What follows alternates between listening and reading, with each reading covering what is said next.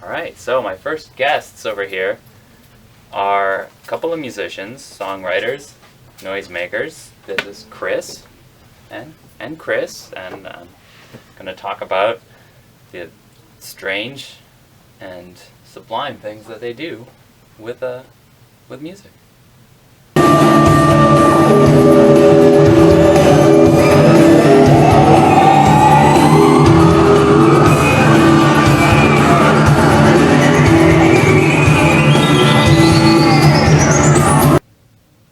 Now you guys have this record out.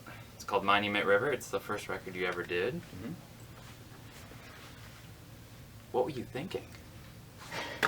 I mean, where did you go wrong? What can you tell us about this? It really was an unavoidable disaster. That could have been the album title. It should have been the album title, yeah. Well, when you guys are walking, down the street, maybe going into the antiquing store, stopping in at the tea shop, greeting the elderly neighbors, what are you telling them about what you're doing with your spare time? Wasting it. Melodiously, though. Melodiously, we came up with this idea about a year ago, and we were talking about things that we really liked about being in a band, things that we really disliked about being in a band. And the things that you liked dictated the direction you went. Everything we absolutely hate about being in a band. You channeled that. We channeled that. Okay. And we wanted to reproduce it. Some of those things being? Well, we really dislike having lots of equipment. And we really dislike loading lots of equipment. And some bands love that. Yeah. Those bands are wrong. Right. We also don't like people in general, so we decided it would just be the two of us. And here we are. All right, and here you are. And if I, because I could say what I want about what this sounds like, but what do you think was directing you? What was influencing you when you made these sounds on this record? What does it sound like? Kriss? Well, we tried to create something that would capture a feeling, a moment in time, something that kind of took you on a little journey, but by no means a comfortable journey. Something that is a little off-setting, a little off-putting. I'm going to get a little scraped up on this journey. Well, yeah, you're going to question some things. You're going to want to reassess life choices. Am I going to be afraid on this journey?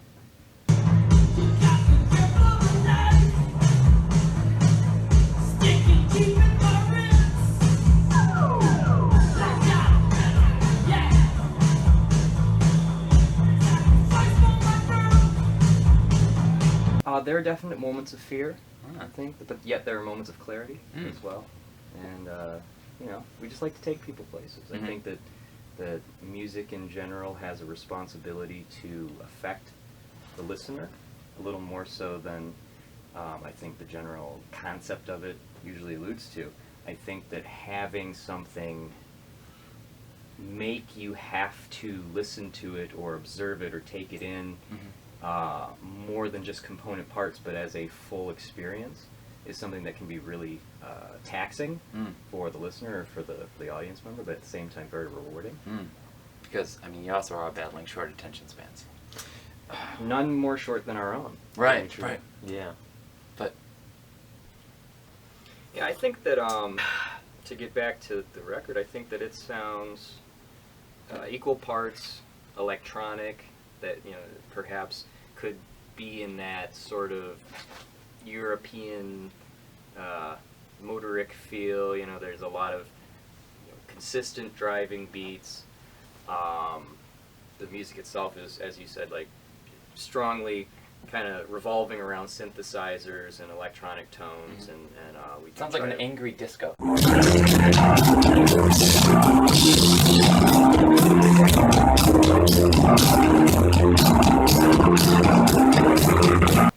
It's a very angry disco. It's a disco half on fire, I think, Nice. if we had to describe it, because the music itself has a dark tone, and I think lyrically, we followed that to a degree. And you're wearing black shirts. Yep.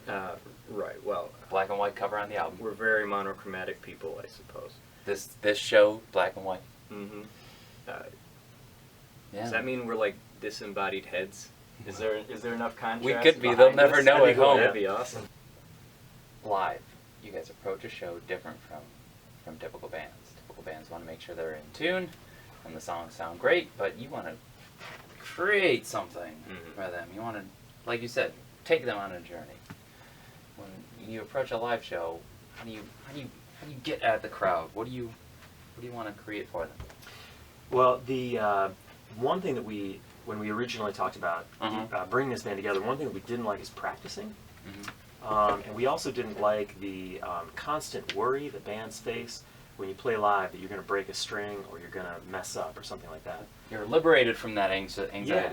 So what we wanted to do is create a live show that had a certain kind of exciting live component, but then also the foundation of that live show is going to be coming from a pre-recorded world, So we can just have a lot of fun and make all sorts of interesting sound textures and visual kinds of things happening every time we play to make it different every time.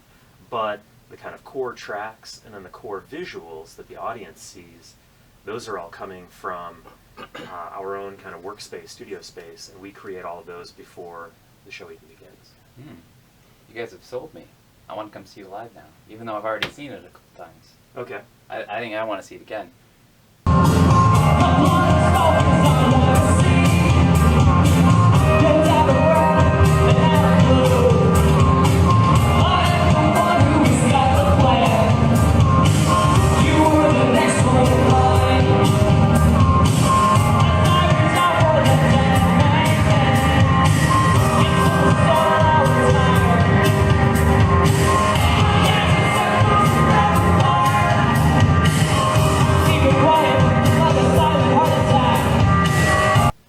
Gentlemen, I don't have any other questions for you unless you have anything else for me. We've got one small thing. Small thing. All right, good. Just a little. Let's make it quick. Oh, what's the guys? No, please, you shouldn't have. Oh, jeez. What do we have? Oh, we have red wine themed for the Police's album Synchronicity. What's why do you just bring wine to interviews all the time? Like this? Yes. As a matter of fact, we do. Oh, too kind. We've been talking with Kriss Gaynes. We're about to drink some red wine off camera. Stay tuned.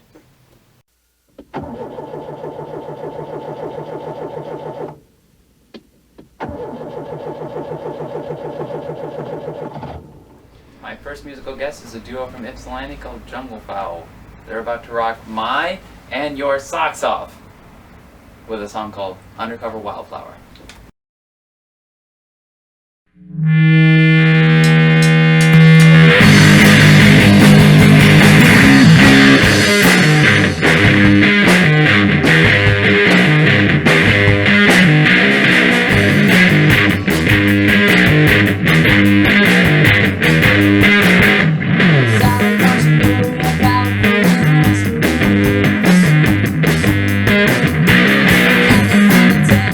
Hot.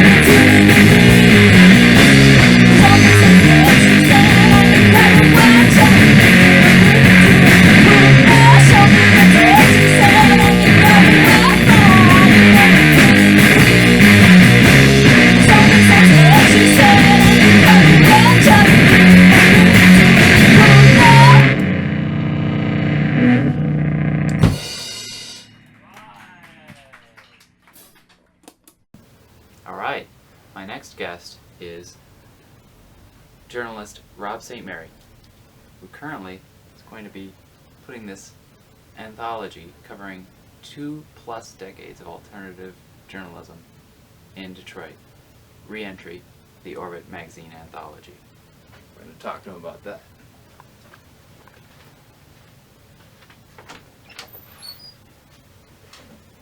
Oh, hey, Rob. Hey. Hey.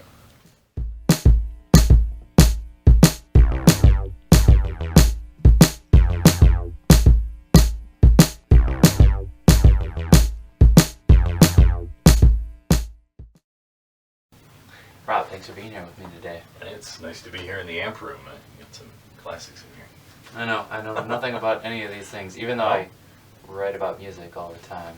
I'd be lost in here. You can play some of these, can you? A little bit, yeah. I've been playing since I was in high school. So, I had bands from time to time, but, more for fun. Right. Yeah. Fun. Good Fun. transition. Yeah? There used What to be a about fun? magazine called that. Oh, yeah. Yeah, there was a magazine called that. It was around from 86 to 90, and it's part of this thing. You wrote a book. I guess so. Tell me about this book. You could have, it's your first book. You could have written your first book about anything. Mm-hmm. Why was this subject important to you? And tell us a bit about it. Well, the Orbit Magazine anthology is a 4-year project that it took me, started in the summer of 2011. And the reason why was because when I was in high school, in those pre-internet days or early internet days, remember People can't even dial-up. remember those days anymore. It's terrible. It's like dial-up modems. Remember those things? Remember that screeching sound? Right. If you remember that, you're old, like me. But when I was in high school, Orbit Magazine was something that I got monthly at the Harmony House. That's not around anymore either. At the Macomb Mall. And it was this sort of connection to all the really cool things that were going on in the city. And it had an attitude to it. So much like, people read the Metro Times around here, or any other alt weekly that they may get in their neck of the woods. It was like that, but instead of having the usual politics, what Jerry Peterson, also known as Jerry Vile, did and his crew was move out the politics and put in humor. So there was music and film and food and just deliberate humor pieces in the magazine, and it had a huge impact on my friends and I when we were in high school. Yeah, I think the way that you've put it is that unlike the Metro Times or other publications, Jerry wasn't burdened with an unfashionable social conscience. Can you talk a bit about that and the vitality of having journalism with a bit more of a fearlessness to it, or an edge, or an irreverence? Well, I think the irreverence really comes out of when I look at what he did over the 3 magazines that he had. And I was only familiar with Orbit, and I became more familiar with the other 2, is it all comes out of basically like 2 main influences. One would be National Lampoon magazine when he was in high school, in the early and mid-70s, and then the whole sort of DIY concept in punk rock. And it was sort of unburdened by the idea of, well, I got to worry about advertisers, or, we got to play to this demographic or something like that. And because of that, it allowed him to have an attitude, to have a swagger about it, and became like, I didn't know it at the time. I mean, when you're growing up, you think, man, this must be everywhere. Right. Like every city must have something like this. No, it was very singular. Tell me about some of the people you talked to research this book, and your takeaway from what they told you in interviews, the overarching sentiment about the vitality of these magazines. It's interesting to talk to a mix of people where I spoke to probably 50, 60 different people. Some, majority who worked there, and then some people who were also covered by the magazines. So when you talk to people who work there, it was something that allowed them to be creative, and to be as creative as they wanted to be. Right. Because in a lot of ways there wasn't a lot of that, we can't do that, we shouldn't do that, we're concerned kind of thing. And then there was also the folks who were covered by the magazine. In my interviews with people such as Kid Rock and Jack White, they said, look, they were giving us attention, and Derek May, who did techno, one of the techno innovators, he's like, they were giving us attention before anybody else was. Right. And that's what was really cool, and they had their ear to the ground much more than the dailies do or the other papers that were in town at the time. I think part of the reason why that was is that a lot of the people who worked there were also artists. They were writers. They were musicians. They were out in the scene. They were much closer to the ground. And it just sort of traces what I tell people the book really is about is like 35 years, if you include today and everything Jerry does today as an artist. It's like 35 years of Detroit cultural history. They were also talking early on about a film called Reservoir Dogs. Yeah, which is part of the reason why this ended up in Pulp Fiction. Right. So I'm struck most by that glory of the DIY, putting out the paper yourself, yeah. and that excitement for the reading audience Mhm. for discovery. Yeah. And whereas now it just seems like the energy's gone. It doesn't have the glow. It seems contrived. We have blogs. We have buzz bands. We have, you know. So to read this, it would almost make me feel a bit disconcerted. Wistful even for, it ain't how it used to be in the day, and journalism doesn't have the teeth that it once did. Yeah. And I'm sure that must have come up a lot, but did the conversations ever drift towards something a bit more positive or hopeful at all? It's the next level of DIY in a way. I mean, the book covers 3 magazines, and to start with the first one is really rough. It's called Right. White Noise. Right. It was for 6 issues from 78 to 80, and Jerry and Paul Zimmerman put this thing together on ping pong tables in the basement of the house in the west side of Detroit, covering the local punk scene. And, you know, that was really just about that DIY spirit, and that carried over into Fun in 86 to 90, and from my research, the first free humor magazine in America. And what I think you're seeing now, because everything has gone digital and anyone can write, is that the democratic spirit, small d democratic spirit in media is great. I think it allows for a broader range of voices. The issue becomes is that because there's so much, it's kind of like taking a drink from a fire hose. Right. It's like you're just being bombarded with things.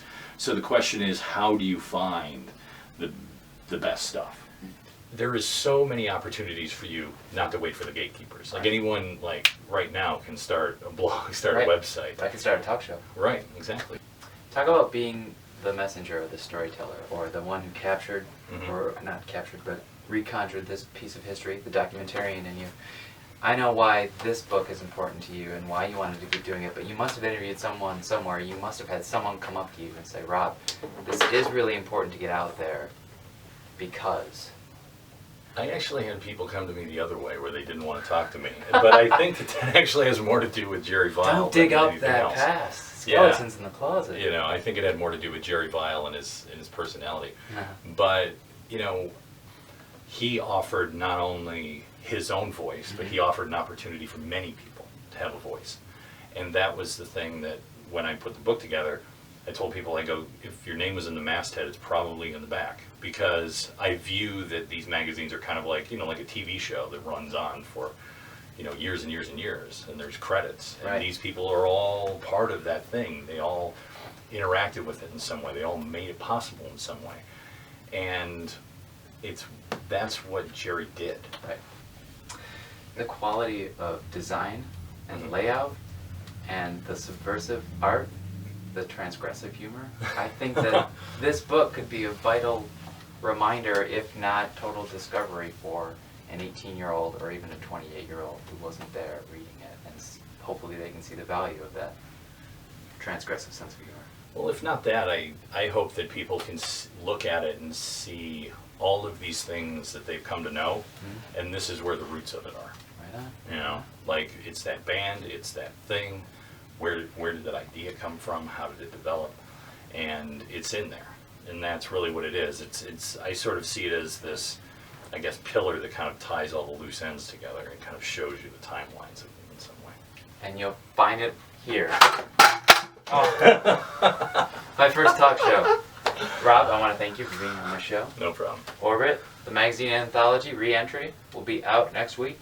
Thank you. Thank you.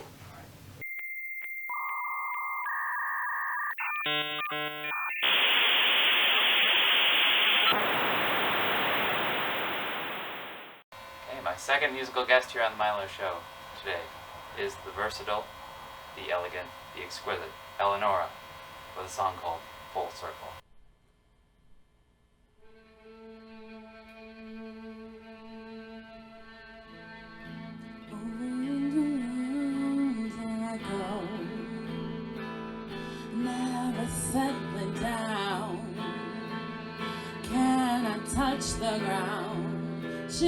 drifting into somewhere else. If I can leave, I'll see. It's only meant to be. Lovers must be free to choose you and I can't pretend to look the other way. Takes all my nerve to again, teaching myself to take a look around, get to higher ground, regroup and find another way.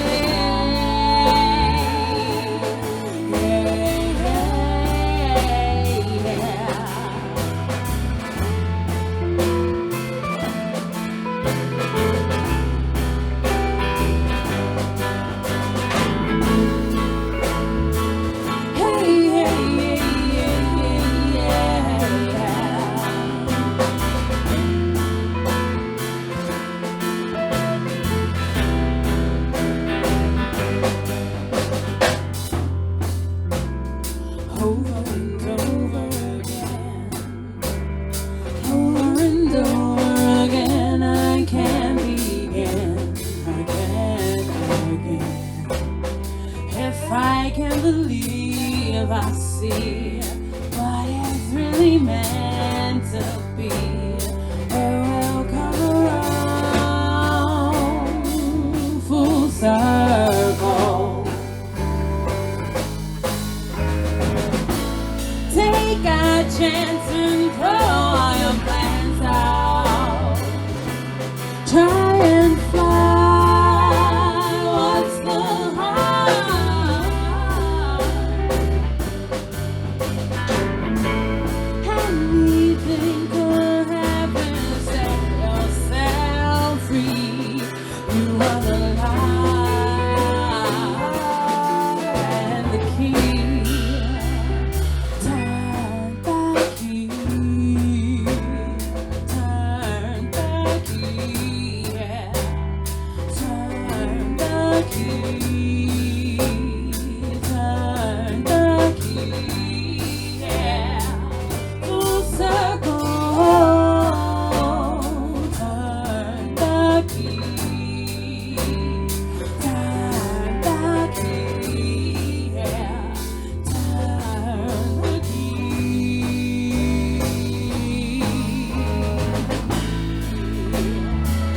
Yeah.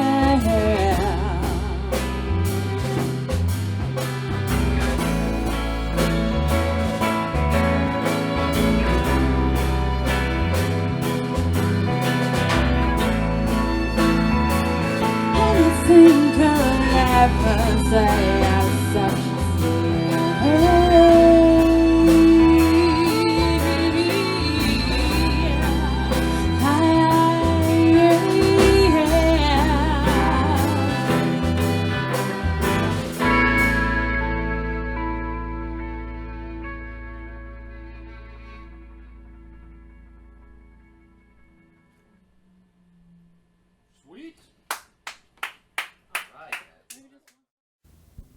Yeah, dog. I'm ready, dog.